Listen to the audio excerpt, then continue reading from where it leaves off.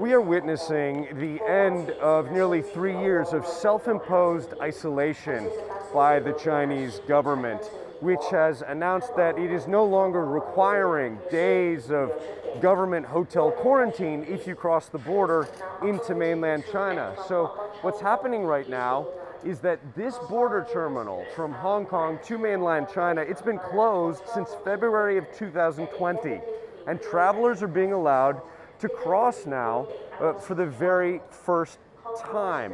We're not seeing mobs here because the authorities are issuing quotas. Only 60,000 people are allowed to go in either direction in a single day.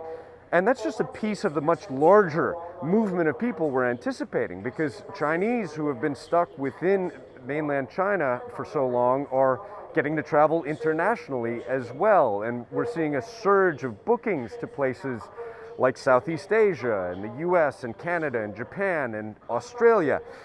These restrictions being lifted just as COVID-19 is spreading out of control across mainland China, and that has prompted a growing number of governments to impose restrictions on travelers from China, most of them requiring a negative COVID test before travelers are allowed to get onto the plane. There has been criticism that the Chinese government isn't being transparent enough about the scale of the outbreak. Perhaps most poignant is hearing from ordinary people who are getting to see their loved ones for the first time in a long time. Among them, an 18-year-old Hong Konger going to attend a cousin's wedding who expressed frustration that China and Hong Kong have been locked down for so much longer than any other place in the world. What makes COVID horrible is the policy. It's not about the pandemic itself. Like, many people infected, many people get cured very fast, but the policy, it keeps harming our life for a few years. So to whoever who listen to this, I want to say that it's not about we are scared of this COVID, we're scared of this policy. You must be so excited to see your husband. Yes, of course. I waited for this so long, yes. And has he ever been to Hong Kong before? No. This is his first time to Hong Kong, and we feel really exciting. I have a full list of food and the places that we want to go, and I have pre-booked all the events and experiences, and I hope he can love his stay in Hong Kong. Ivan Watson, CNN, Hong Kong. I'm at Luk Ma Chau Station, located in Hong Kong's New Territories, right across the border from Shenzhen, the Chinese tech capital. And this is the freshly reopened rail crossing between Hong Kong and mainland China. It had been closed since February of 2020 due to the COVID-19 pandemic, and it was opened on Sunday, and we've been witnessing a steady stream of travelers coming through. Now, quarantine is no longer a requirement, but a number of pandemic restrictions are in place. For example, the mask mandate remains out in force. In addition to that, travelers must show proof of a negative COVID-19 PCR test before their journey.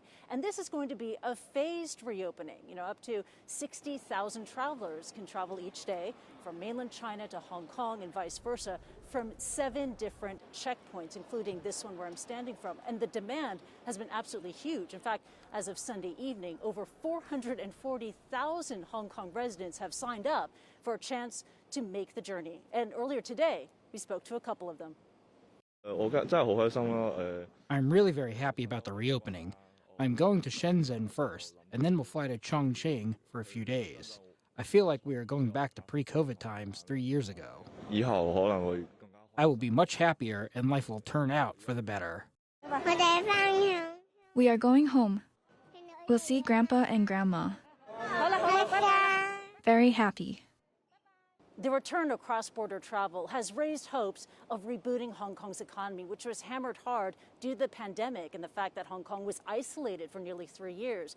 But according to the chairman of the Hong Kong Tourism Board, it may take 1 or 2 years before tourism here returns to pre-pandemic levels. Christy Lu Stout, CNN, at the Hong Kong-Shenzhen border. I'm really excited about it because before the quarantine stuff is like really time consuming, but now we can do like a one-day travel, so I can meet my parents. almost forgot that there's still life that without this mask, without those restrictions. Yeah.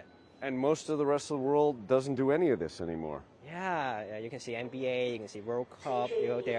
They're yelling, they're celebrating. Like 10,000 people in the arena. They're without masks. Like they can drink all the beers they want, but like we Hong Kongers, we go back to home and sleep for like 10 p.m. because all the restaurants are closed. Like thank God they are finally abandon those restrictions, but it's too late.